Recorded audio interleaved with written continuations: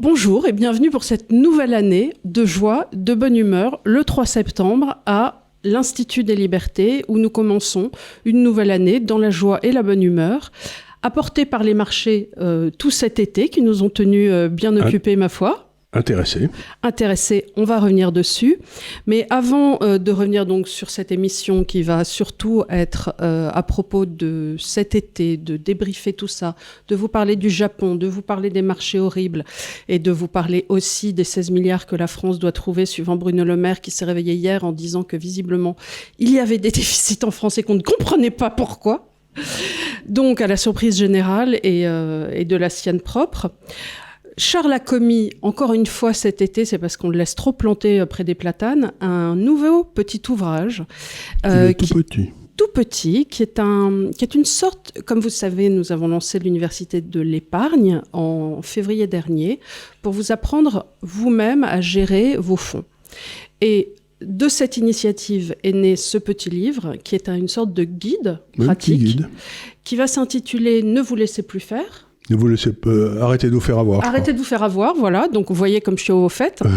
Mais l'idée est la même. C'est en gros de prendre vos finances en main et de comprendre avec des petites règles simples comment rebalancer, comment comprendre les périodes, puisque tu as un système de 4 cadrans. Voilà, comment gérer, c'est-à-dire en vous plaçant dans le temps long. Parce que quand vous écoutez les gens qui vous parlent de la gestion, vous avez l'impression de gars qui sont frénétiques, qui se mettent devant un écran, qui réagissent si l'écran devient du rouge, bleu ou vert, etc. C'est pas ça du tout. Un portefeuille, c'est quelque chose qui est, comme je l'ai souvent dit, une espèce d'écosystème que vous devez bâtir. Et je vous explique comment on peut le bâtir de façon rationnelle. Et puis ensuite, s'il est bien bâti, vous intervenez pour ainsi dire jamais. C'est-à-dire que vous le changez un petit peu à la marge, mais il est là. Et c'est comme si vous achetez un immeuble de rapport sur les Champs-Élysées. Vous n'allez pas le changer toutes les 5 minutes pour passer dans le Faubourg Saint-Honoré ou j'en sais rien. En fait, c'est bien que tu prennes la métaphore des appartements. Il est certain qu'il y a certaines professions qui consistent à acheter des appartements, les retaper, ce qu'on dit en anglais flip it, et le revendre tout de suite en essayant de faire une plus-value. Ça, c'est un peu ce que dans les marchés on peut avoir avec des gens qui font du scalping, du trading, et qui n'a jamais été ton métier. Toi, tu as toujours été un gestionnaire de fortune, c'est-à-dire quelqu'un qui regardait en amont si l'immeuble avait des bonnes fondations, s'il était dans un quartier avec des bonnes écoles, si c'était un immeuble de rapport, si il était sécurisé, ainsi de suite. Et une fois qu'il avait déterminé que c'était un bel immeuble et qu'on avait envie d'être dedans, il s'y mettait pour 15 ans. Il n'est pas question de changer d'appartement tous les 2 jours. Et c'est des métiers terriblement différents. Donc oui, il y a des gens qui font du trading, et très bien pour eux. Mais c'est pas ce qu'on essaye de faire. Voilà. Nous, ce qu'on essaye de faire, c'est, vous savez, dans la vie, il y a le capital, le travail, et les gens qui savent utiliser le capital et le travail, que dans mon jargon, j'appelle les entrepreneurs. Bon. Eh bien, le capital, des 3 facteurs, c'est certainement le plus rare. Donc, votre épargne, c'est vraiment la source de toute la croissance qui va arriver dans le futur. Donc, si on vous la gère mal, si vous vous laissez piquer cette épargne, etc., votre niveau de vie va baisser parce que vous vous occupez pas du futur, quoi. C'est complètement incroyable. Ce pays où tous les gens épargnent comme des écureuils, et c'est très bien, est un pays où les gens s'occupent pas de leur épargne. Donc il y a un paradoxe extraordinaire, c'est que les Anglais et les Américains épargnent beaucoup moins, mais qu'il y a toute une industrie de l'épargne, même de l'éducation de l'épargne, comment apprendre aux gens à gérer leur épargne, et qu'en France, il n'y a rien du tout. Mais alors, je crois déjà qu'il y a 2 problèmes vis-à-vis de ça. C'est que, on a été élevé dans l'idée que l'argent était sale. À l'inverse, peut-être de certains milieux protestants qui voient dans simplement l'argent la rétribution d'un travail fait. Donc, il n'y a rien de sale à avoir une rétribution de son travail, puisque par définition, on a travaillé. Ce qui peut avoir de sale, entre guillemets, c'est le bien mal acquis. Il n'y a pas, comme disait, je crois, le Christ, il n'y a pas de choses sales. Il n'y a que des pensées sales. Donc, si vous voulez, si vous pensez salement, eh bien oui, vous n'allez pas bien gérer votre épargne. Donc, mais ça, si tu veux, c'est la montée aussi de toutes ces LFI, de tous ces réseaux qui nous expliquent que l'argent serait né sur un grand crime, que toute grande fortune serait née d'un grand crime. C'est Balzac, c'est une ânerie d'ailleurs. Voilà, mais et c'est Proudhon aussi, c'est quelque part d'imaginer que toute accumulation de fortune serait quelque part un bien mal acquis, quelque chose que tu aurais pris à quelqu'un d'autre. C'est une idée que portait l'Église catholique pendant longtemps, mais c'est pas tellement vrai parce qu'il y a toute une série de gens qui ont bien réfléchi dans l'Église catholique, Saint Thomas d'Aquin le premier, mais ce que j'essaie de dire, c'est que je crois que derrière ça, il y a la volonté des hommes politiques de piquer l'argent de l'épargne des Français pour en faire ce qui leur plaît à eux. Bien sûr. Et donc, de façon à pouvoir le faire tranquillement, ils disent, je vais m'en occuper, on sait que c'est fini à ce moment-là, ça ne marchera pas. Et 2, ils veulent surtout pas que vous soyez éduqués sur ces sujets-là, parce que ça leur permet de vous voler comme au coin du bois pour se faire plaisir à eux. Pour payer leur maîtresse, pour je sais pas quoi. Je considère que jusqu'à l'époque de Barre et ainsi de suite, jusqu'à l'époque où on lançait encore des grands emprunts d'État, il y avait quand même un respect de l'individu, puisque par définition, on ne prenait pas les Français en otage comme on le fait avec la dette aujourd'hui, qui est une façon d'emprunter sans le dire. On leur disait, voilà, on lance un grand emprunt d'État qui sera rémunéré à X, et les gens en responsabilité allaient vers cet emprunt d'État. Et c'était très bien. Il y avait des emprunts d'État qui étaient même indexés sur l'or. Il y en avait 2, le Pinet et le 7%, qui a été indexé après un accident de parcours. Et donc, c'était très intéressant. Il y avait Jefferson, l'un des pères fondateurs des États-Unis, qui disait il faut jamais emprunter sans en même temps expliquer comment on va rembourser son emprunt, c'est-à-dire à quoi il va servir, quelle va être sa rentabilité, etc. Or, aujourd'hui, on considère qu'emprunter, c'est une façon, dans le fond, de payer les dépenses de l'État. Mais non, les dépenses de l'État doivent être payées par les impôts, pas par l'emprunt, parce que sinon, vous rejetez la pénalité sur vos enfants et vos petits-enfants. Donc, il y a toute une espèce de classe politique qui s'est développée depuis 25 ou 30 ans, qui ne vit que sur l'emprunt, et qu'en vous faisant croire qu'il n'y a pas d'autre façon de gérer qu'en faisant des emprunts. Mais la première des choses qu'il faudrait, s'il fallait faire une réforme constitutionnelle en France, c'est dire l'emprunt est inconstitutionnel, puisque c'est des dépenses qui ne sont pas votées par les citoyens. Donc, normalement, c'est non constitutionnel. Donc, ce qu'on essaye de faire à l'Institut des Libertés et maintenant à l'Université de l'Épargne, qui est une idée d'Emmanuel d'ailleurs, d'apprendre dans la technique, pas simplement dans les principes, mais dans la technique au jour le jour, comment gérer votre épargne, c'est vous libérer et empêcher ces gens de vous voler.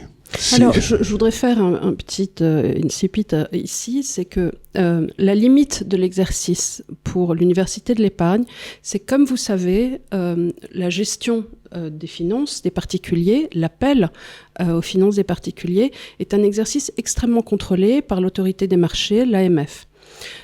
À ce titre-là, nous ne pouvons pas, malheureusement, vous proposer un portefeuille type que vous répliqueriez.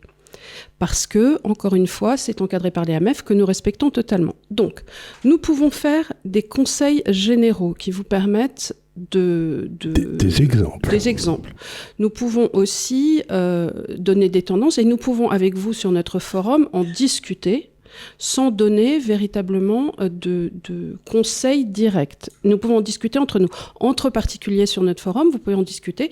Que certaines personnes disent « moi j'ai fait ça », on en discute. Et alors, on peut pas donner de conseils et tout, mais on peut dire, par exemple, ce qu'on a dit un peu avant l'été, que le yen était vraiment pas cher. Très bonne transition. Voilà. Alors, le yen était vraiment pas cher, donc peut-être en acheter, c'était peut-être une bonne idée. Voilà, il va falloir revenir sur cette période du yen. Déjà, pour une chose, c'est féliciter Charles qui avait le seul, pratiquement, de la place, ce que Richard avait fait détente ensuite, à prévoir ce coup du yen. Charles, vous avez dit, si vous l'avez suivi en... J'ai rien prévu du tout. En avril. J'ai simplement dit, il est donné dans la rue. Oui, mais tu as dit, achetez du yen. Et tu avais commencé à dire, achetez du yen. Arrive le crack, enfin l'espèce de mini-crack qu'il y a eu en juillet, avec... Alors, il va falloir pourquoi il a eu lieu ce crack ? Parce qu'il y avait un machin qui était donné dans la rue, le yen, qui s'est mis à remonter brutalement, ce qui est... Je ne sais pas si les gens qui nous écoutent savent. Tu ne veux pas revenir à 2021 Si je vais peut-être revenir, mais attends, je vais d'abord expliquer un truc qui est très important dans les marchés, c'est que quand un marché se met à monter, mettons qu'il passe de 100 à 200 l'espace du bull market, tu vois, il double, 50% de la hausse sera faite dans les 10 premiers % du temps. D'accord. C'est-à-dire que si tu n'es pas dedans au départ, tu vas rater la moitié de la hausse. Oui. Donc, ce que j'essaie de faire, moi, c'est de dire, quand il y a un truc qui est donné dans la rue, je dis, je sais pas quand ça va péter à la hausse. Mais quand ça va péter, je vais être dans les premiers. Mais je serai là. Oui. Je serai là. De bonne heure, de bonne humeur. Voilà, non, mais ça montera. Donc, bon, le yen est monté. Donc, tu prends ta hausse. Je prends ma hausse. Et alors, ce qui s'est passé, c'est que cette hausse, comme des tas de gens avaient parié que le yen allait continuer de baisser jusqu'à la fin des temps, ben, il y avait des tas de gens qui avaient emprunté du yen. Bon. Donc, ils avaient joué le yen à la baisse. À la baisse. Donc, ça, quand on fait ça, donc c'est des positions extrêmement dangereuses et on peut perdre plus bien sûr, que ce qu'on a mis. Exactement. C'est le principe de la vente à découvert. De la vente à découvert. C'est que et surtout si tu as pris du levier. Surtout si tu as pris du levier. C'est-à-dire prendre du levier, c'est-à-dire que vous empruntez 10 fois, vous avez par exemple 100, vous vendez 1000 yens et vous achetez 1000 en dollars. Et comme ça, si ça monte de 10%, vous avez doublé votre argent. Mais si ça baisse de 10%, vous avez tout perdu. Et donc, il faut savoir aussi, ce qu'on dit souvent, c'est qu'il y a 3 façons de gérer son argent. La première, c'est le retour à la moyenne. C'est ce qu'on appelle la méthode Warren Buffett. Vous avez un truc. Et Warren Buffett a une phrase très très profonde. Il dit, ce que vous payez, c'est le prix. Le prix de l'action, je sais pas quoi. Vous payez le prix. Et ce que vous achetez, c'est la valeur. C'est-à-dire que tout le travail du marché, d'un type qui réfléchit sur le marché, c'est de dire le prix n'est pas égal à la valeur. Soit je vends, soit j'achète. Oui. Donc il faut bien comprendre que toute la finance fonctionne sur cette économie entre le prix, qui est là, que tu peux acheter par exemple dans une vente aux enchères. Si tu achètes un truc dans une vente aux enchères, tu as souvent l'impression que tu as fait une bonne affaire. Ça veut dire que le prix que tu as payé était inférieur à la valeur que tu l'attribues. Donc, cette notion de prix et de valeur, ça, c'est le retour à la moyenne, c'est très important. Le deuxième, c'est ce qu'on appelle le momentum, c'est-à-dire, tu vois le prix monter, tu t'en fous de la valeur et tu l'achètes simplement parce que le prix monte. Donc, c'est typique des traders, si tu veux. Ça monte, j'achète, quoi. C'est le petit garçon à la plage. Mais de sorte qu'en vérité, ils n'ont pas pris la hausse des 10% dont tu parlais tout à l'heure. Non, ils ont pas pris. Eux, ils sont peut-être en train d'acheter du yen maintenant en disant la tendance s'est renversée, tu vois. Donc ça, ils l'ont très bien mis. Et puis la troisième, c'est le portage. C'est-à-dire que tu empruntes en yens et tu vas acheter en dollars. Mais ça, comme le dit encore une fois Warren Buffett, qui est très malin, il dit c'est comme de ramasser des pièces du 10 centimes devant un rouleau compresseur. Vous voyez, donc vous êtes là, le derrière en avant, vous ramassez vos pièces et vous êtes aplati, quoi. Donc moi, c'est un truc que je ne fais jamais. Dis-moi, puisqu'on parle de Warren Buffett et qu'on a ouvert ça, qu'est-ce que tu penses de puisqu'il a fait 2 grandes actions cet été. Il a vendu Apple et il s'est placé en cash. Il a un montant de cash monstrueux et il a vendu aussi toutes les actions qu'il avait dans Bank of America. Voilà.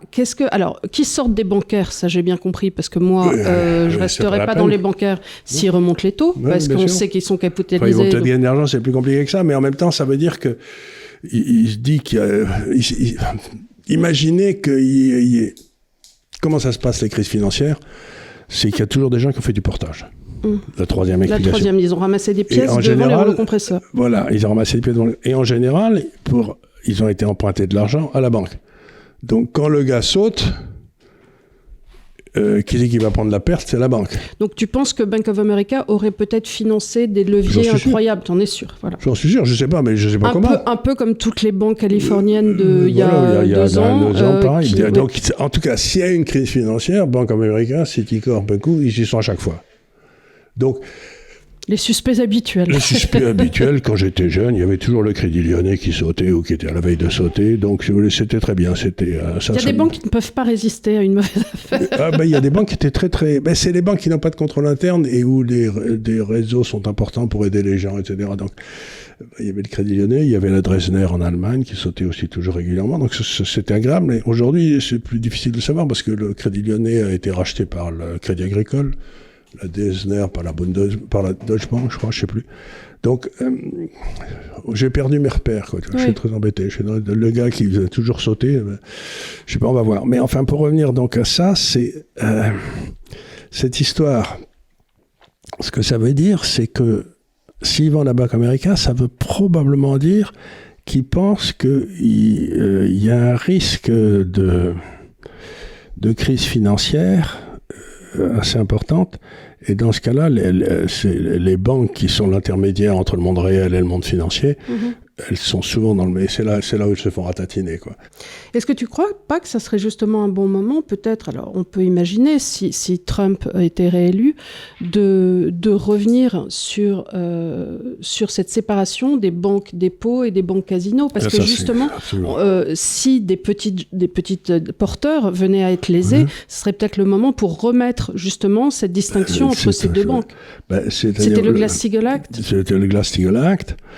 Mais qui a été tourné pendant les années Clinton. C'est pendant les années Clinton que toute cette classe un petit peu crapuleuse financière à Wall Street a pris le contrôle des États-Unis. On aura l'occasion d'en reparler dans les mois qui viennent puisque les élections s'approchent. Oui, puis je suis sûr que tu vas en parler cet après-midi avec Léonard. Avec Léonard, mais il y a quand même aujourd'hui, on voit de plus en plus que la thèse de mon livre, qu'il y avait une espèce de marigot. De marigot, de conspiration des salopards.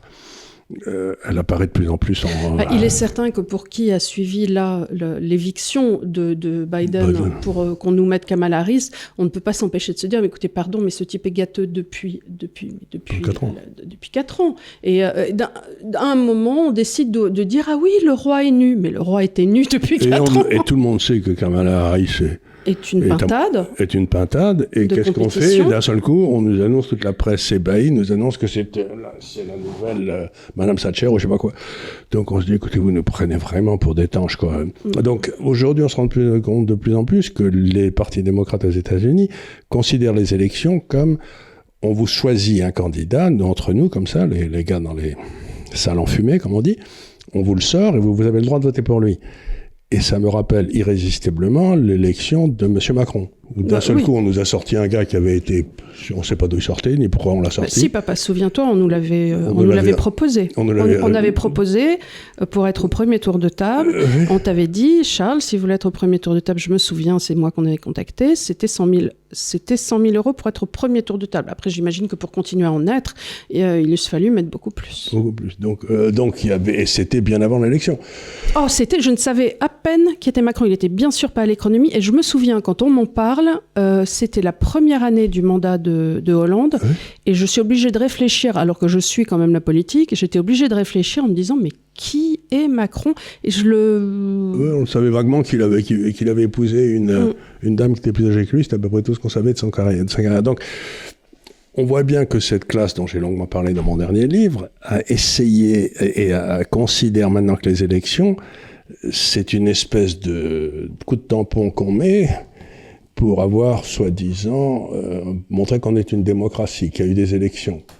Mais la façon dont les candidats arrivent aux élections, ça, c'est pas du tout... Donc, on voit bien qu'aux États-Unis, là, il va y avoir une élection où il y a un candidat qui fait campagne, qui va toucher toutes les mains, Dieu sait qu'on le voit partout, et puis un autre qui est le candidat de l'État profond. Donc ça va être l'État profond contre... on va voir ce qui va se passer maintenant, mais il n'y a pas de doute, en tout cas, quelle est la nature de l'élection. Alors, revenons donc sur ce yen et ce qui s'est passé. Alors, qu'est-ce qui se passe? Le yen, il y a toute une série de gens qui avaient emprunté du yen parce qu'ils pensaient qu'il allait baisser. Alors, pourquoi ils empruntaient? Parce que le Japon, tout le monde montait ses taux. Tu sais, à partir du moment où l'inflation a décollé de façon surprenante, personne ne s'y attendait. Mais absolument pas.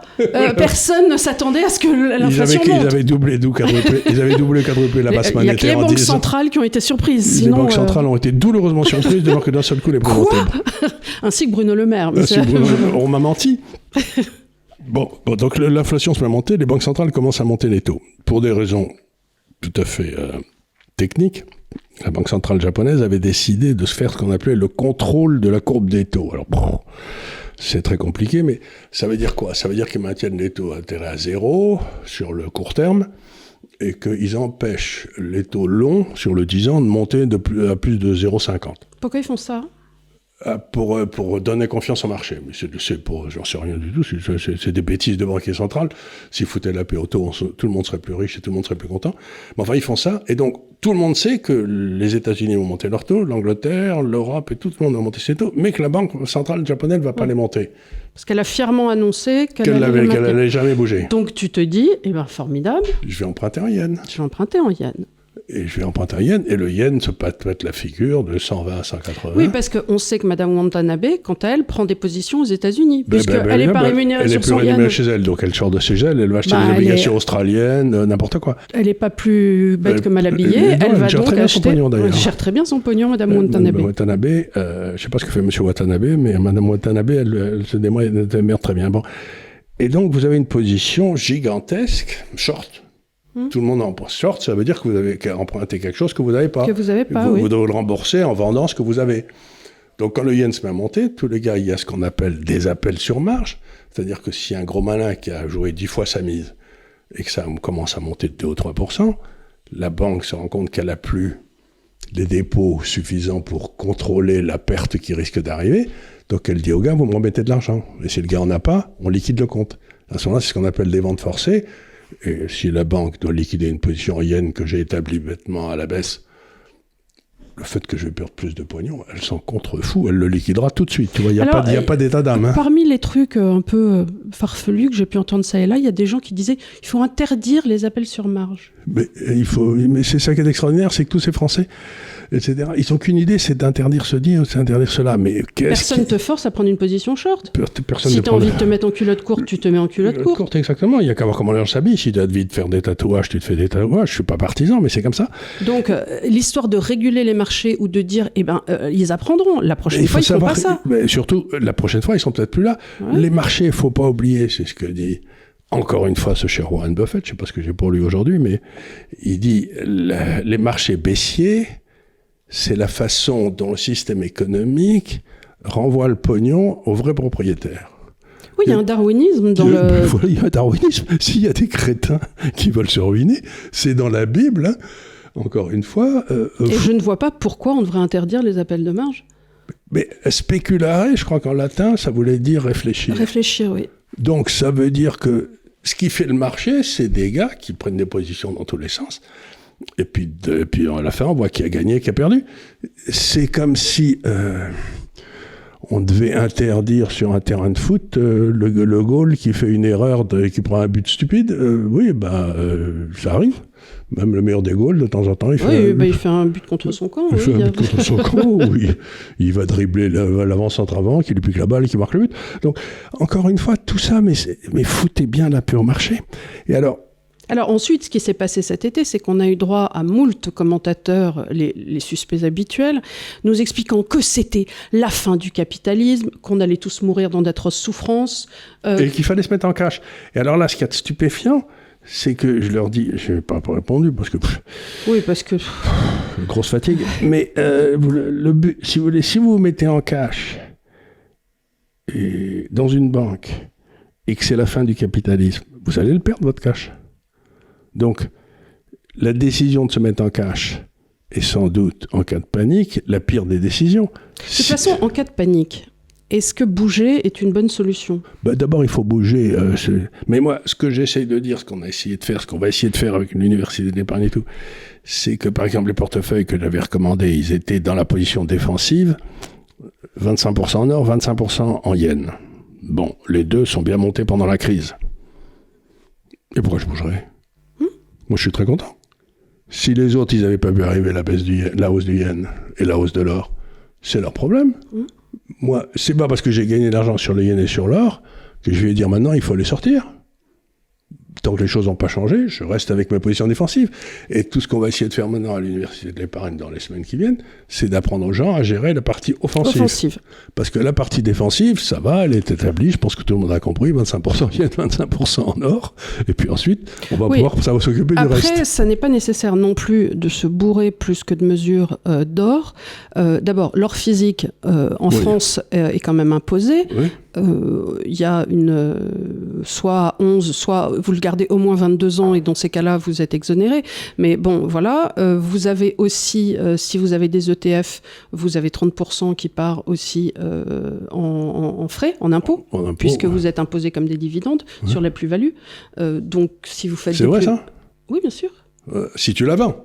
Oui, ben bien sûr, c'est toujours pareil. C'est du blanc. Quand tu le vendras. C'est comme une action. C'est comme une action. À partir du moment mais si tu le gardes comme une position d'or 25% tout le temps, Oui, mais il arrive... Alors, si tu as ton or physique, oui. tu peux choisir, tu as deux CERFA, tu peux choisir quel mode tu vas être imposé. Si tu décides de le garder longtemps, tu peux en choisir un qui te permet, si tu le gardes 22 ans, parce que c'est une décote. Alors, ça, il faut voir comment physique, ça. 36,2 et chaque année on t'enlève 3-4%. Donc la 22e année, la 21e année tu passes à 34,6 et ainsi de suite. Donc à 16 ans tu n'es plus qu'à 14% et à 22 ans tu es complètement décoté si tu gardes de l'or physique. Un ordre physique pur. Qui a pensé ça. Non mais tu peux pas savoir, je regardais les taux hier et je me disais quel est l'abruti qui un jour s'est dit alors je vais mettre 13,9. Je me suis dit mais enfin c'est un fou furieux.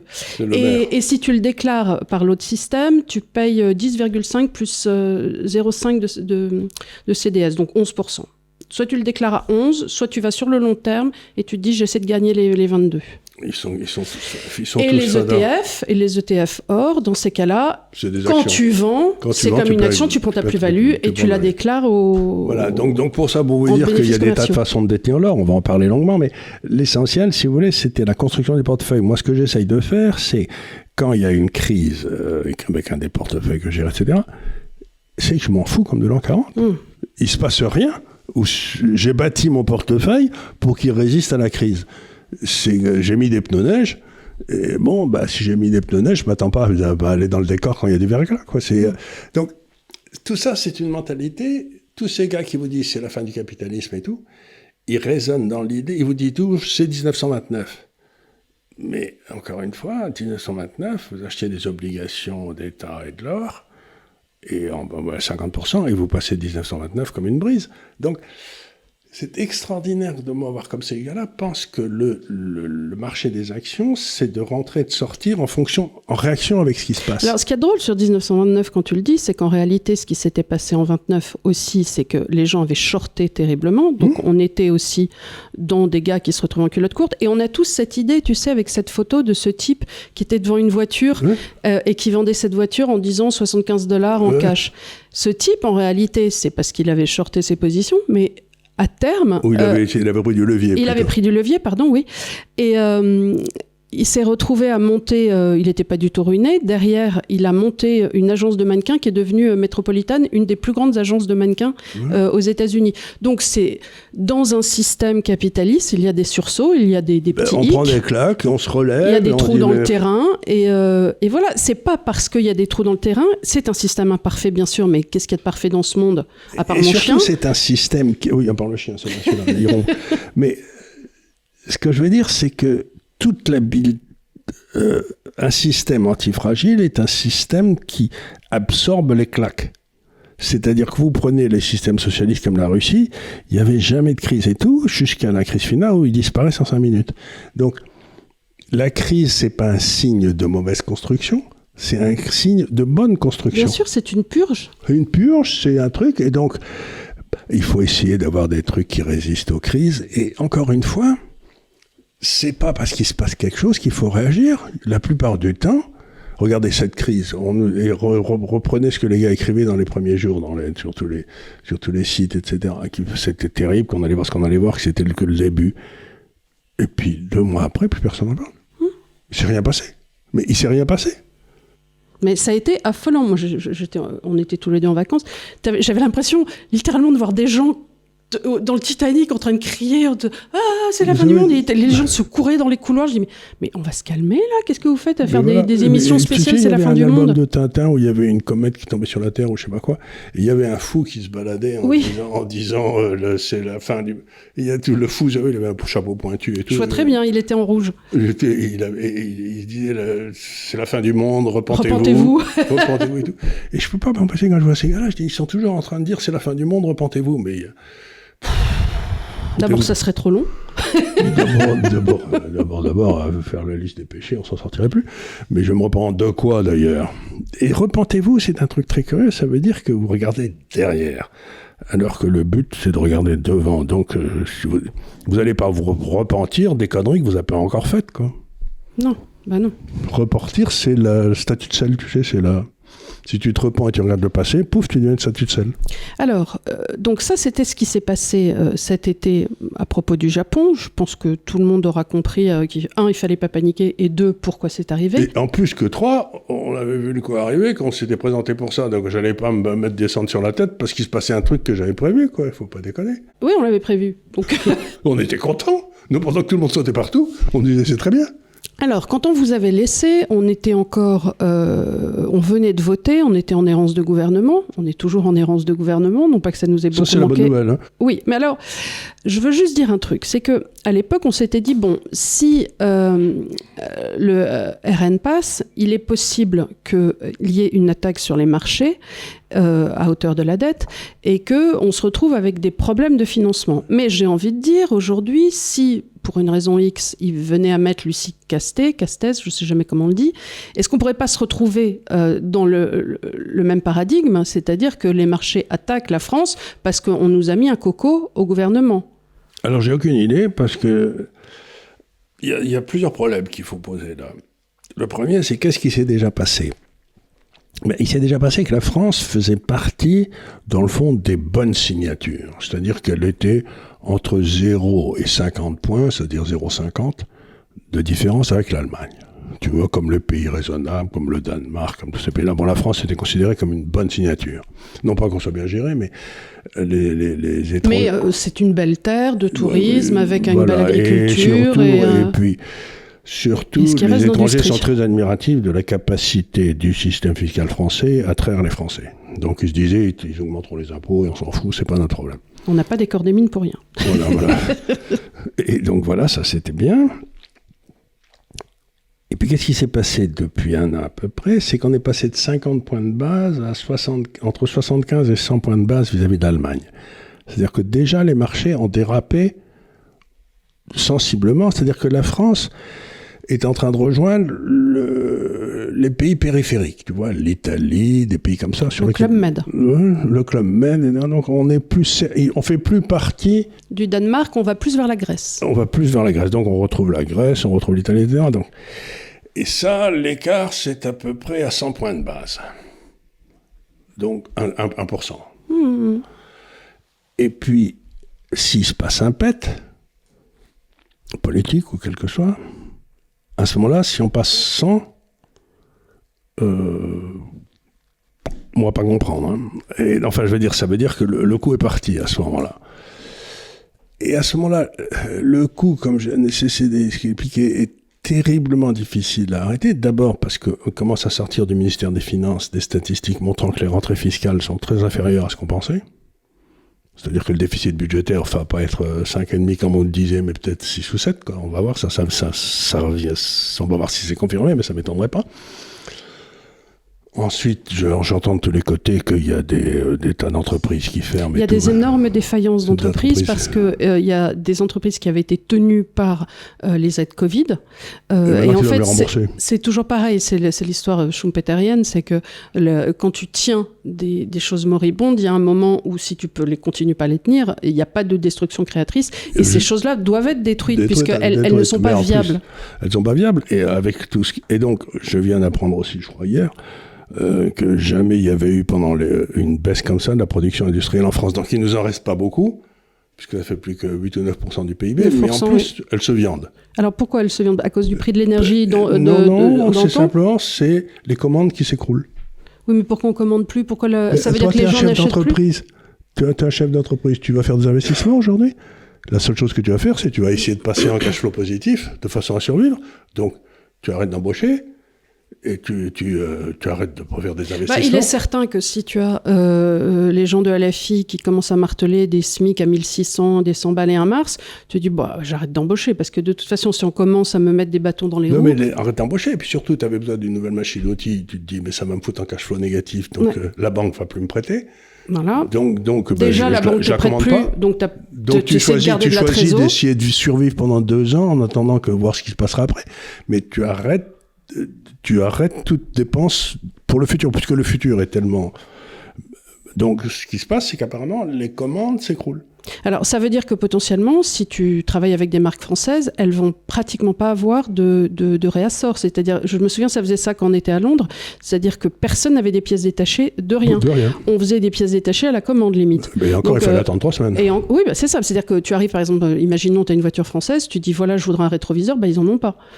Parce qu'on lancera les commandes de rétroviseurs quand il y en aura 400. Quand il y en aura 400. Et alors, c'est tout ça. Donc, et ça fait un effet boule de neige, parce que si le type achète pas sa machine-outil, le type de la machine-outil, il achètera pas, je sais pas, le programme dont il a besoin pour améliorer ses machines-outils, et ainsi de suite. Donc ça fait Ou il recrutera pas une secrétaire de plus. Ou un travailleur de plus. Donc, moi, ce qui m'inquiète, c'est le côté cumulatif de tout ça. Bien sûr, c'est-à-dire que si quand vous commencez... Vous savez, comme a dit un grand homme, il y a ce qu'on voit et il y a ce qu'on ne voit pas dans l'économie. Ce qu'on ne voit pas, c'était Bastia, oui. Et donc, ce qui m'embête, c'est... On a fait des tas de travaux avec Didier sur les catastrophes. Parce que c'est un système discontinu, ce qui est très intéressant. Et par exemple, les avalanches, ça commence avec un petit grain de neige qui décide que non, il ne va pas fondre ou il ne va pas s'allier aux autres, il va bouler. Et à ce moment-là, il en entraîne un autre, il en entraîne un autre. Donc, les avalanches, c'est des phénomènes catastrophique qui d'un seul coup se déclenche parce que c'est le brin de paille sur le chameau, tu sais, qui casse le dos du chameau, paf, il se suit en trop. Et est-ce que, je ne suis pas du tout catastrophiste, mais je dis, la plupart des grandes catastrophes financières ou économiques arrivent avec un phénomène de catastrophe qui fait que des systèmes s'enclenchent, et ça ne peut pas être prévu. C'est exactement comme des bébés dans une garderie, s'il y en a un qui se met à brailler, ils se mettent tous à brailler. Ils ne savent pas pourquoi, mais ils braillent. Est-ce que ce n'est pas justement ce que Nassim Nicolas Taleb appelle le Black Swan ? C'est ça, le signe noir. Le signe noir, tout à coup arrive à signe noir. Tout à coup arrive à signe noir, mais c'est absolument pas prévisible parce que c'est un phénomène d'entraînement, de contagion. Tu vois, c'est comme une épidémie, d'un seul tout le monde a la trouille en même temps. Ça s'est passé un peu pour le Covid. Tu peux un petit peu le percevoir, c'est drôle parce que je pense à ça colle à peu près. C'était, je ne sais plus, l'acte 6 ou 7 des Gilets jaunes et j'étais avec Charles Prats, qui a l'habitude de faire pas mal de manifs. Et on était sur l'avenue de Wagram et tout à coup, il se met à faire un petit silence comme ça. Et il me dit « Ouh là là là là là là, je sais pas ce qu'il y a, viens, on remonte sur la moto, on repart dans l'autre sens. » Il chargeait les CRS en 2 secondes derrière. Quelquefois, c'est comme dans la forêt, quand t'entends plus un bruit et tout, tu te dis « Ouh là là là là là. » Alors là, c'est un phénomène aussi qui existe dans les armées et qui a été repéré très souvent, c'est que de temps en temps, il y a un sous-officier ou un officier qui d'un seul coup dit à tous ces gars avec qui ils sont en train de faire une patrouille, ok, tout le monde dans les fossés, on se planque, il sait pas pourquoi. Ouais. Et 2 secondes après, l'enfer commence. Donc, je sais pas, est-ce qu'il y a des êtres qui sont plus capables de voir arriver les catastrophes que des autres ? Je sais pas, mais ce que je veux dire par là, c'est en tout cas, les animaux, quand il y a eu le tsunami, 1 heure avant, rentraient dans les terres. Oui, et ma mère me disait que chaque fois qu'il y avait un tremblement de terre en Syrie, tous les chevaux se paraient de l'étable, enfin de l'écurie, quoi. Tout le monde partait dans tous les sens parce qu'ils voulaient pas rester. Je pense que quand tu vois une bête faire un truc, faut faire pareil qu'elle. S'ils courent vers un endroit, tu cours avec eux. Et eux, ils diront s'ils courent avec nous, c'est qu'on a raison, donc ils vont courir encore plus vite. Et c'est exactement ça, c'est le phénomène de mimétisme. Donc, ce que j'essaye de dire, c'est que personne ne peut prévoir un événement comme ça, une espèce de partir en couille à toute allure. De cagade. Une cagade. Mais les conditions semblent être réunies pour que ça soit possible. Donc, c'est pour ça que, encore une fois, il faut surtout pas, et ce que je vais dire est important, dans ces moments-là, dans vos portefeuilles, abandonner vos droits de propriété. C'est-à-dire que vous avez la trouille parce que le prix baisse. Mais n'oubliez pas que si vous avez d'acheter de l'or, de la direction de l'or, ce qui compte, c'est la valeur, c'est pas le prix. Le prix, vous en foutez, c'est un truc qui est passager.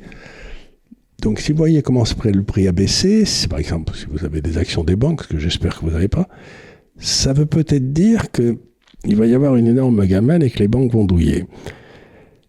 Mais est-ce que c'est pour ça que vous devez vendre vos actions ? Non, parce que vous passerez en cash, qui ne sera plus votre propriété. C'est-à-dire qu'en fait, en passant en cash, vous augmentez votre risque. C'est vachement important ce qu'il vient de dire. Tu vois, c'est un truc... Le cash augmente votre risque dans des périodes de tourmente, parce qu'en réalité, le cash que vous avez dépend d'un état, Et vous avez prêté l'argent à la banque. Et vous avez prêté l'argent. Vous n'avez plus de biens mobiliers en propriété. Une action, malgré tout, c'est à vous. C'est à vous. L'or, c'est à vous. Tandis que le cash, c'est pas à vous. Donc quand les Toutes gens les vous fiat disent, monnaies sont... donc quand les gens vous disent passez en cash, faites du cash, ayez du cash, si vraiment il y a une crise...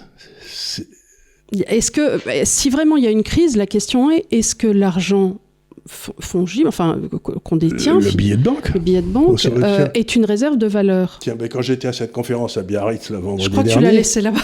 Je l'ai laissé là-bas. Ils m'ont dit... Alors, ce qu'ils faisaient, c'était rigolo. C'était une conférence sur le Bitcoin, parce qu'il m'aime bien, parce que je dis pas de bêtises sur le... Enfin, j'essaye de pas trop en dire sur le Bitcoin. Et alors, dans ce truc de présentation, vous aviez des billets de 20 000 bolivars vénézuéliens qui étaient là, que vous pouviez prendre gratuitement. Il y en avait des plateaux entiers. Et ça, c'est du cash. Et ça vaut 0. Donc, le sort de beaucoup de monnaies a été de disparaître historiquement. Avant la Première Guerre mondiale, on avait une dévaluation du franc. Non, pas avant. C'était entre les deux guerres, on a perdu. Alors, si on rentre dans des crises comme les guerres, etc., qui ont été des éléments, de 1914 à 1945, celui qui avait du cash ou une obligation de l'État français a perdu 97% de sa valeur. C'était l'histoire dans la famille de l'appartement en face de l'Assemblée nationale. Ah oui, mais celui-là, il a resté de valeur, il est resté celui qui était en face de... Oui, on ne l'a pas acheté d'ailleurs, on aurait dû. Et donc, encore une fois, si vous vous placez dans l'hypothèse dans laquelle ces gens se passent d'une crise vraiment profonde, par exemple, problème dans l'euro, vraiment une crise politique très profonde, les prix ne vont pas être intéressants, etc. Mais n'oubliez pas que si vous êtes actionnaire, vous êtes propriétaire, c'est à vous. Et quand on sortira de la crise, ça sera encore à vous et ça retrouvera sa vraie valeur. Donc, mais si vous avez du cash, je ne sais pas ce que ça vaut, ça vaudra que le bolivar. Donc en réalité, si tu appliques cela à l'immobilier, un immobilier dans lequel tu vis, qui est de bonne qualité, et qui est de bonne qualité, conservera sa valeur. Ce qu'il ne faut pas en ce moment, peut-être... Il ne conservera pas sa valeur, je n'en sais rien, mais en tout cas... Il vaudra toujours quelque chose, puisque de toute façon, tu vis dedans. Tu vis dedans. C'est-à-dire que... Donc il a le bénéfice de mettre un toit au-dessus de ta tête. Et il est probable que des gens comme les grandes sociétés françaises dont on avait fait une liste là continueront à payer leurs dividendes, etc. Donc, en aucun cas, si on rentre dans une crise politique profonde, il faut abandonner ses droits de propriété. Alors, vous pouvez changer de droit de propriété, c'est-à-dire vous pouvez augmenter votre part d'or et diminuer votre part action ou des choses comme ça. Ça, c'est de la gestion. Mais passer de ces actifs qui ont de la valeur à des actifs qui n'en ont pas, comme la monnaie. Et c'est là où je voudrais faire un truc, je suis confus, mais c'est une notion qui est compliquée, donc je voudrais que les gens réfléchissent bien à ce que je vais dire, s'ils peuvent, là. C'est que vous avez l'économie réelle, là, les usines, tout ça. Ça a de la valeur. Tout le monde sait que ça a de la valeur. Hein. Mais alors mettre un prix dessus, c'est vraiment difficile, on ne sait pas ce que ça vaut. Et puis, tu as tous les actifs financiers, actions, obligations, etc., qui ont un prix très facile à calculer, mais qui n'ont pas de valeur. Ça vaut 0, ce truc. Et donc, tout le système capitaliste, c'est le merdier tout le temps, parce qu'on utilise des trucs qui ont un prix et pas de valeur pour mesurer des trucs qui ont de la valeur et pas de prix. Tu vois ce que je veux dire ? C'est vachement compliqué. Comment tu y arrives ? J'imagine qu'une partie de la... tout le monde essaye dans tous les sens. C'est l'offre et la demande qui va la fixer au bout d'un moment. Exactement. Qui a envie de quoi et à partir de là... Mais si tu rentres dans une crise... Et que plus personne n'achète rien ? Non, mais si tu rentres dans une crise, tout ce qui est les actifs financiers, par définition, ça peut aller à 0, ça. Par définition. Alors que ton usine ou ton kilo d'or, ça ira pas à 0. Non. Donc, si tu prévois une crise, te mettre dans les actifs financiers... c'est une bêtise. Donc tous ceux-là qui me disent bouger en cash, etc., je leur dis, mais bouger en cash parce que le monde va s'arrêter. Mais vos billets de banque, vous allez les brûler, ça sert à rien. Et on l'a vu dans l'histoire d'arriver avec des brouettes entières pour acheter une baguette de pain. Exactement. Et donc, si tu veux, les gens ne comprennent pas qu'il y a les actifs qui servent à mesurer et les actifs que l'on mesure. Mais la vraie richesse, c'est les actifs que l'on mesure. C'est pas dans les actifs qui servent à mesurer, c'est complètement idiot. C'est clair ce que j'ai dit ? C'est très clair et j'espère que tout le monde l'aura compris parce que je pense que c'est en ce moment quelque chose de très important, surtout dans une période où on sait qu'on va... on va vers une destruction des actifs financiers. Des actifs financiers. C'est sûr, ça. Donc on vous dit, mettez-vous dans les actifs financiers parce qu'ils vont être détruits. Je leur dis, j'ai pas bien compris, ou vous avez raté une marche, ou c'est moi ? Oui, c'est-à-dire que ce que tu dis aux gens, tu sais, c'est nif, nif, naf, naf et nouf, nouf. Tu dis, tant qu'à faire, si on pouvait pas aller dans la maison en paille, les actifs financiers, et qu'on allait vers la maison en briques, c'est-à-dire les maisons en briques, ou des choses qui sont à vous, de l'or, des choses... voilà, ça serait pas plus mal. Voilà. La maison de Nouf Nouf plutôt que celle de Nif Nif. Exactement, mais c'est exactement ça. Et tous les spécialistes financiers vous disent, il est temps de mettre la maison en briques parce qu'elle est beaucoup montée par rapport à la maison en paille. Oui, mais il y a le loup dehors. Hein. Oui. Donc moi, je préfère rester dans ma maison en briques, parce que quand le loup soufflera 3 fois, je serai dans ma bonne maison en briques. Et encore une fois, quand j'étais enfant, dans l'histoire des 3 petits cochons, que je lisais avec soin, je tiens à dire que les 2 premiers frères, ils étaient bouffés. Nif Nif et Naf Naf, il y avait que Nouf Nouf qui s'en tirait. Ils étaient bouffés, donc on a maintenant, vous voyez, dans toutes les histoires de Walt Disney, etc., ceux qui font des conneries s'en tirent toujours parce qu'il y a quelqu'un qui les en sort. Mais dans la vraie vie, les 2 cochons... paresseux, ils sont bouffés. Et donc, encore une fois, c'est pour ça qu'on essaie de vous aider à gérer votre épargne. C'est parce qu'on veut que vous ayez des maisons solides. Parce que c'est pas les corneaux qui vous donnent... Vous savez, j'avais un ami qui disait toujours « lire la presse financière est une façon rapide de se ruiner ». Mais ça sert... Ce qu'il faut, c'est que vous en savez plus sur ce qui vous intéresse. Moi, ce qui m'intrigue toujours dans ce monde-là, c'est qu'il y a des gens qui n'ont aucune formation pour ça, qui ne travaillent pas dans ces domaines, et qui se permettent avec une immense arrogance de donner des conseils. Mais moi, ça fait quoi ? Ça fait plus de 15 ans que je travaille avec toi. Je n'oserais pas avoir, mais peut-être que c'est un problème féminin aussi, mais je n'oserais pas avoir le tiers de la moitié de l'arrogance de ces personnes, alors que j'ai 10 fois leur capacité quelque part, parce que tu m'as formé. Et donc, je me dis, mais c'est quand même incroyable. C'est ce que j'ai vu, par exemple. Je ne veux pas dire du mal des gens terrestres, selon la formule célèbre, mais enfin, par exemple, prenons un homme comme Mac ou des gens comme Attali. Bon, ça fait des années qu'ils nous expliquent ceci, qu'il faut faire ceci, qu'il faut faire cela. Ils ont tous des idées très arrêtées. Mais j'aimerais qu'ils publient leur portefeuille. J'aimerais qu'ils publient la façon dont ils ont géré leur propre pognon. Je suis certain qu'ils doivent prendre culotte sur culotte, parce que s'ils ont suivi leurs propres idées, s'ils ont investi au moment où ils le disaient, dans les trucs dans lesquels ils disaient qu'il fallait investir, je sais qu'ils ont perdu des sommes monstrueuses. Je ne résiste pas donc à proposer cette citation de notre très regretté Revel, qui était « Il y a 2 façons de tenir dans le monde intellectuel français. L'une est de se tromper jamais, c'est celle qu'aura choisie Raymond Aron, et l'autre est de se tromper toujours, et c'est celle qu'aura choisie Alain Minc. » Voilà, mais donc, ça n'empêche pas, par exemple, c'est Alain Minc qui nous a amené, entre autres, Macron. Et maintenant, bien sûr, et alors que maintenant, il est vent debout contre Macron, peut-être parce que c'est la fin du second mandat et qu'il sait que malgré tout... Et puis, c'est toujours pareil, c'est les oins du Seigneur amènent des gens au pouvoir et ensuite, un peu comme Attali, trouvent qu'ils n'ont pas été assez acclamés, qu'on ne leur a pas assez donné de légion d'honneur ou qu'on les a pas assez fait chevalier de l'ordre de je ne sais pas quoi, ou voilà. Grand-Mama Mouchi. Voilà, et qui n'ont pas eu assez de chapeau à plumes pointus. Et donc, ils en tirent un certain grief dont ils nous font part sur toutes les émissions de la 5, temps après temps, avec force journaliste macroniste. Alors, on peut dire tout ce qu'on veut d'un homme comme George Soros, que je connais bien et tout, mais lui... Je sais comment il gère, d'ailleurs ça n'a rien à voir avec ses idées, mais il gère très très bien, parce que son portefeuille est publié tout le temps.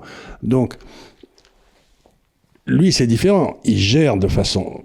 Et les idées qu'il a sont complètement cons. Oui, mais alors tu remarqueras que ces idées, il ne les applique pas à son portefeuille. Non, pas tout à fait. Voilà, donc c'est comme si c'était un chirurgien esthétique qui faisait des choses bien sur sa femme, mais par contre, toutes ses patientes, il fait des trucs dégueulasses. Exactement ça. Il n'aurait pas beaucoup de clientèle. Donc encore une fois, il faut que les gens se convainquent de quelque chose de très important, c'est-à-dire la différence entre la propriété, ce qui est à vous, et un contrat, ce que quelqu'un d'autre doit vous rendre comme service parce que vous l'avez payé. Bon, le contrat, vous avez ce qu'on appelle un risque de contrepartie. C'est-à-dire que le gars en face, il peut dire, écoutez les gars, je me suis engagé à vous faire ça, mais je peux plus parce que je me suis cassé une jambe ou j'en sais rien. Bref, donc il y a un risque de contrepartie. Dans la propriété, il y a le risque de la faillite, c'est sûr, mais pas dans l'or. Mais il n'y a pas de risque de contrepartie. Donc, dans le monde dans lequel on va où les contreparties peuvent disparaître parce que le système se défait, il faut avoir que de la propriété. Les contrats, c'est éminemment dangereux. Ou alors, tu peux avoir des contrats en obligations chinoises ou n'importe quoi, parce que là, ça me paraît à peu près raisonnable. Mais ça, on reviendra sur ça dans la leçon qu'on va faire cet après-midi à l'Université de l'Épargne. Essayer de revenir justement sur le portefeuille offensif et possiblement des contrats chinois. Voilà. Alors, dans l'histoire historique... Car tout le monde sait que tu es acheté par le PCC. Oui, mais j'aimerais bien, mais j'attends toujours le chèque. Hein. J'ai attendu le chèque. Bon, Israël, ils m'ont toujours pas payé, ces salauds. Soros non plus. Soros non plus. La CIA ne m'a pas payé. Poutine non plus. Les Russes, on attend toujours après. On attend toujours après. Donc, je suis acheté par tout le monde, mais c'est curieux, personne ne me paye. Ni Atlas, je sais pas. Tu sais, il y a un débile. Non, tu sais, il y a un journal, le Guardian anglais, avait fait une sorte d'étude où il expliquait que The Atlas Foundation finançait des fonds en Angleterre. Et un type qui s'appelle Usul a décidé de transposer cet article du Guardian, et il s'est dit, tiens, il y a quoi comme truc à droite en France qui pourrait être la transposition du truc anglais, mais les Anglais, eux, c'était basé sur une petite recherche, et il s'est dit, tiens, Charles Gave, il est donc payé par le fonds Atlas, tout ça parce que notre Gruffalon, Jean-Claude Gruffat, fait partie là-bas. Mais tu sais, il est de tous les cocktails, Jean-Claude.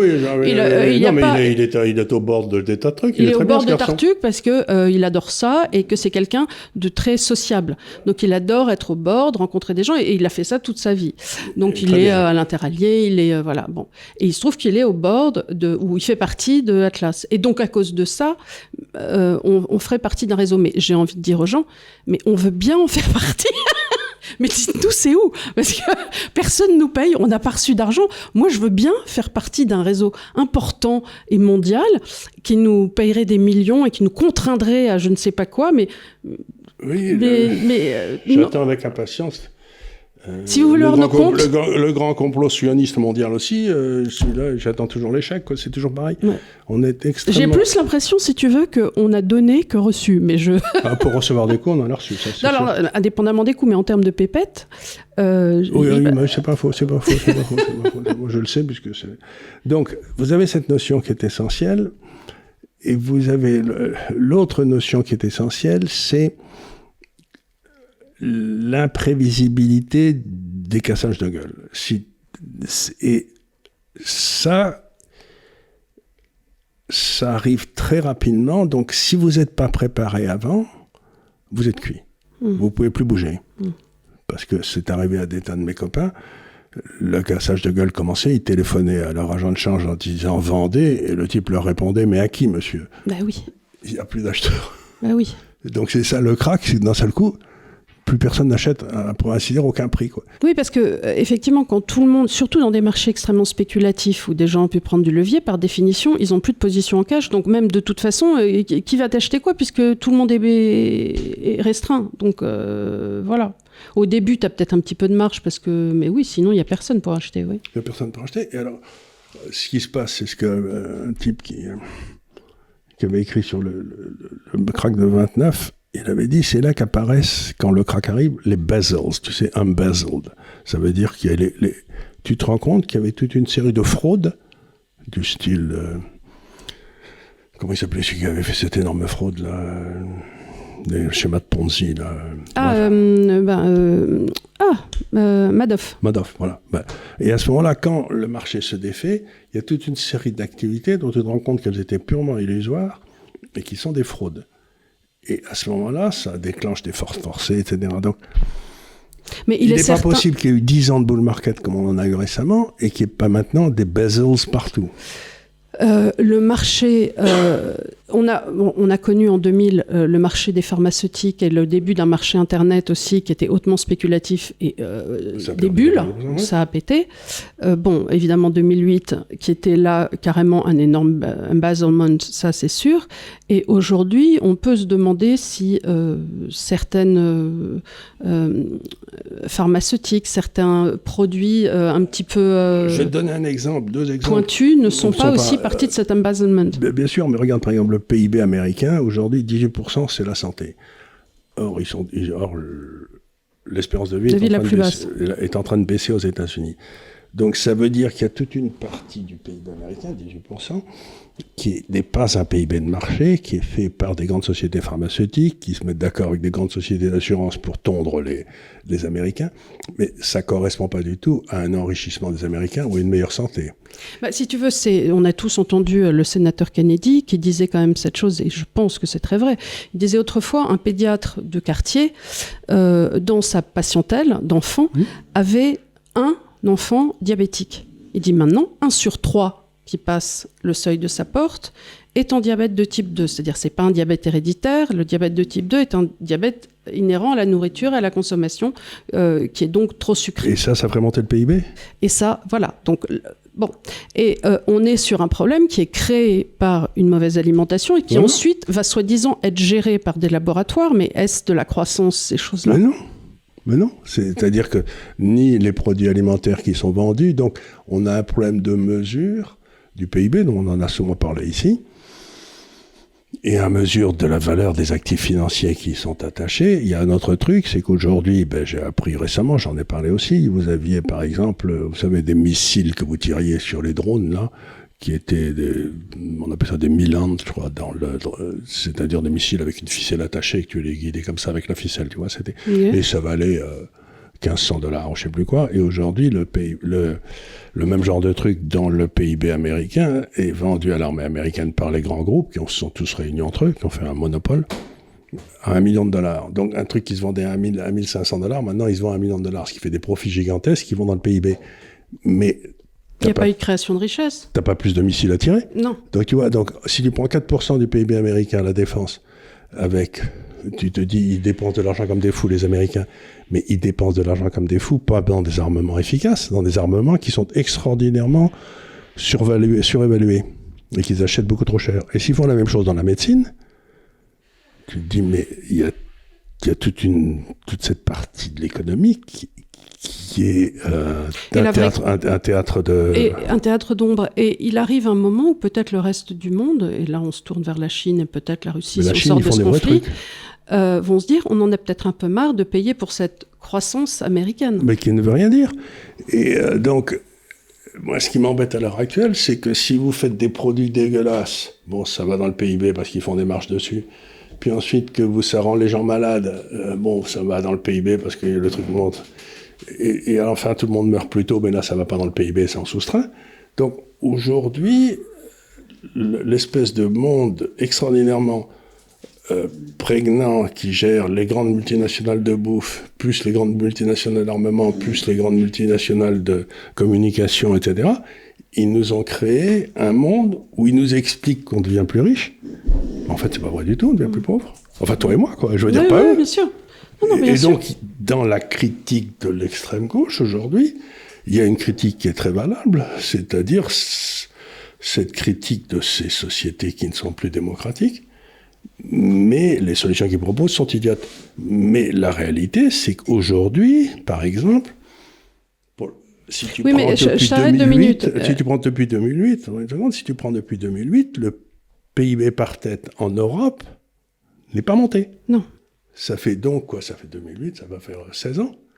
16 ans qu'il y a une stagnation du PIB européen par tête. Ça veut dire qu'on s'appauvrit. Mm-hmm. Et qu'on nous explique tous les ans qu'on est monté d'1,5 ou de 2%. Et c'est pas vrai. Donc on a une espèce de distanciation qui se passe dans les esprits entre ce qu'ils écoutent à la télévision puis ce qu'ils voient dans la réalité, quoi. Dans la réalité, on s'appauvrit.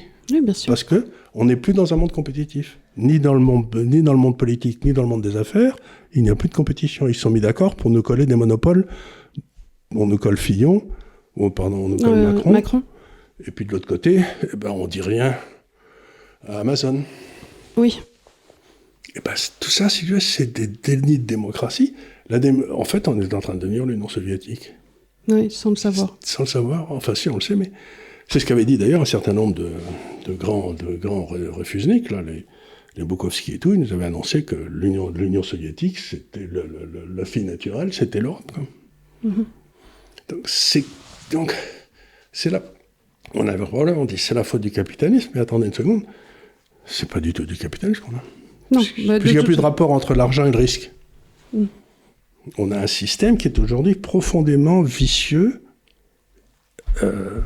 Et vous avez qu'à écouter ce que dit un type comme Robert Kennedy, là, ses discours, si vous parlez l'anglais, c'est d'une beauté. Oui, je prends beaucoup de plaisir aussi à l'écouter. Ah oui, il faut l'écouter. D'abord, il parle avec son cœur. J'ai hâte qu'il y ait un croisé avec Jordan Peterson. Oui. Et ce qui est intéressant, c'est que si Trump est élu, il est possible qu'il soit le ministre de la Justice. Et à ce moment-là, il va pouvoir aller chercher les gens qui ont tué... Les écuries d'Augias. Non, mais il va pouvoir les gens qui ont tué son père. Oui. Ça sera ça, là, et ça va nettoyer sec, là. Ça sera comme dans la guerre des étoiles. My son. Alors moi j'avais cette autre référence, c'était My name is You killed my father, c'était celui avec l'épée de... Oui. Ah ça c'était... My name is Conan Moreno, You killed my father, prepare to die. Je sais plus, c'était The Princess Bride, je crois. Je sais plus. Louis Vincent faisait toujours ça quand il était petit.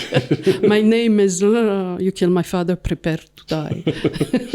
Ben voilà, donc encore une fois, on rentre dans une période très étonnante où cette espèce de série de villages Potemkin qu'on nous a montré va sans doute s'écrouler. Et donc, il faut absolument ne rien acheter qui dépend du virage du truc Potemkin et n'acheter que des choses qui dépendent de la réalité, quoi. Oui, voilà. C'est quand même beaucoup plus important que de paniquer chaque fois que le yen fait un pet de travers, quoi. Et de dire que c'est la fin du monde et qu'on va tous mourir. Alors, on va tous mourir. C'est certain. Je vous l'avais bien dit. Je vous l'avais bien dit, c'est l'histoire de la mère juive qui met sur sa tombe « Vous vouliez pas croire que j'étais malade ?» Je vous l'avais bien dit. Maman nous fait un peu ça à chaque fois aussi. Mais bon. Voilà, écoutez, j'espère que vous avez bien suivi, que n'hésitez pas à poser des questions dans les commentaires. Je pense que peut-être, justement, la semaine prochaine, on fera une émission ici avec vos questions. Et puis après, on reprendra sur peut-être des sujets que l'actualité nous dictera. On va parler un petit peu de la situation politique aux États-Unis parce qu'il se passe des choses là. Voilà. Donc la semaine prochaine, on fera une émission de questions. Si vous avez donc des questions qui sont attachées à ce qu'on vient de faire, n'hésitez pas. Je vais ouvrir un espace sur YouTube. Et en attendant, on est très heureux de vous avoir retrouvés et on vous dit, ma foi, on est reparti pour de nouvelles aventures et une belle année en présence du DAF qui nous a fait ces petits ronflements quand même, une oreille attentive les aura décelés. Et on vous dit encore une fois à très bientôt. À très bientôt.